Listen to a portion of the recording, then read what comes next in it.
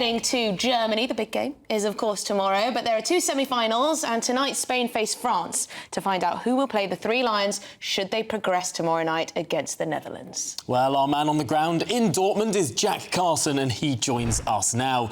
Jack, is the temperature rising?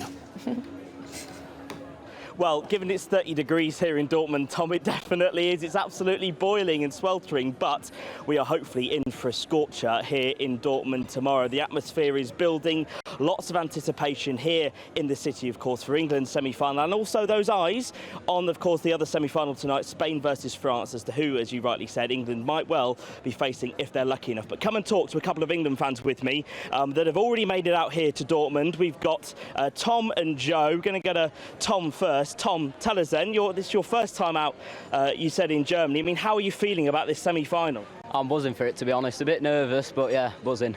I mean, how do you reckon, the team have played so far? It's been a lot of criticism on Southgate. Yeah, it's a bit mediocre, but we've got to semi-final, so it's clearly good enough. Yeah. I mean, who are you kind of looking for as maybe the person that might make the difference on the pitch tomorrow? Well, Saka did it last game, so hopefully one of them lot can do it again. All right, Tom, thanks very much. We're now going to go to Joe. Joe, tell me, mate, how you feeling ahead of this semi-final? I'm nervous, but I'm really excited for it. I'm not sure who'll win in the end, so yeah, I'm excited, yeah.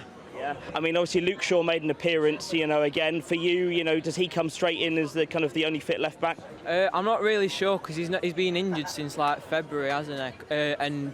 But we could do with him because we need a left footer on the left-hand side to make it easier to get up pitch. All right, and a quick score prediction from you? 2-1 England. 2-1 England. Tom, we'll come back to you quickly for a quick score prediction. 1-1 England penalties. 1-1 again? Yeah. Cool, you've got some confidence. Right, there you go. There's Tom and Joe there talking to us live from Dortmund, of course. There's loads of tens of thousands of England fans meant to be coming here. 30,000 meant to be coming to this city over the next 24 hours, and we'll bring you all of it throughout the day. Brilliant stuff, Jack Carson. Thank you very much. Live in Dortmund with some fans who've got there a little bit early. Yeah, their friends must be very jealous. Now, the former Premier League former Premier League player Jimmy Bullard joins us now. Thank you very much indeed for joining us, Jimmy. So, what are your predictions for tomorrow? Cheers, guys. Thanks for having us. My predictions for tomorrow are I'm going big. England 3-1. I think there's going to be a lot of goals in the game. I think you're going to see a different game. I just think it's been so tight in the league, sort of. When it was in the group stages, it was just so tight, wasn't it? And I just think you're going to see a different game now when England v Holland. I think you can see an open game with plenty of goals. Are we going to see some personnel changes, or is this now, have we found the right squad? There's been a huge amount of controversy over who's playing where and who's being brought on, or frankly, who's not being brought on. What do you make of it?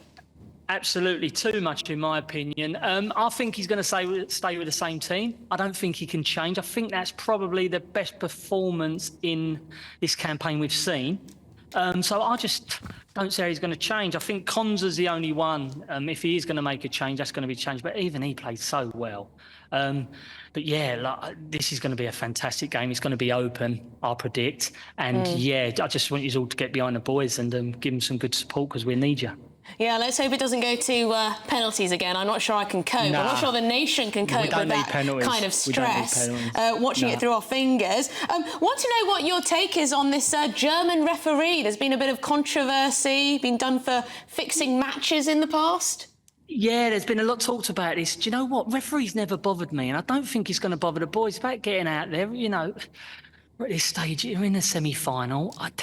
Can a referee really affect your game at that level? I suppose it can do, but I don't think it's going to affect us. I think it's just about what we do, and hopefully we score plenty of goals because that's what's going to get us through ultimately.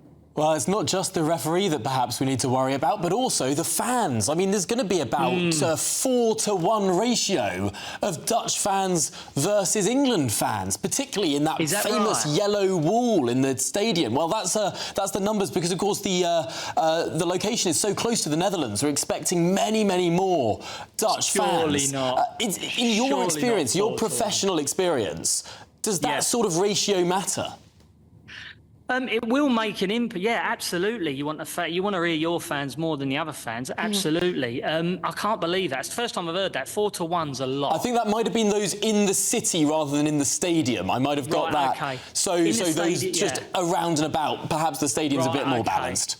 Right. Okay. I have seen some online stuff with the Dutch marching up and down the streets. Looks great, by the way, with their dance. But in the stadium, what's going to count? That's all what the boys are going to hear. So, absolutely, I think if the fans can get behind the boys, it'll make a real difference. Sometimes can be the 12th man, you know. Well, Jimmy, just quickly, do you think the fans have been letting the team down a bit? Do you think they should be a bit more positive? Do you know what? They're a little bit over the top in the early stages. A little bit uncalled for, you know, the booing at early stage in a tournament and also early stage in a game, and then leaving before, you know, in a knockout stage. Look, they buy their own ticket. It comes to a right few quid, but I just want to see the fans get behind